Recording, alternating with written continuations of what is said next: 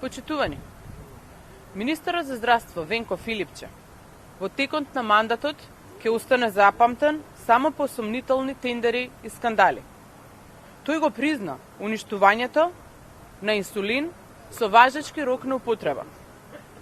Основното јавно обвинителство за гонење организиран криминал и корупција соопшти дека ќе го проверува скандалот, поточно дека ќе преземе действија за проверка на потеклото на лекот и процедурата за уништување на инсулинот.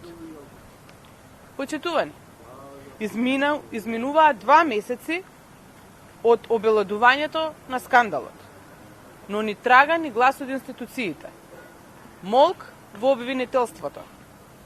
Затоа прашуваме, дали јавното обвинителство презема некакво действие во врска со случајот?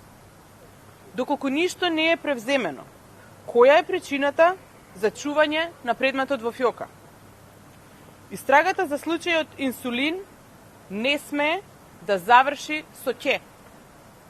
Народот гледа дека наместо да биде приоритет борбата со криминалот, приоритет на обвинителството е исполнување на политичките наредби на ЗАЕФ.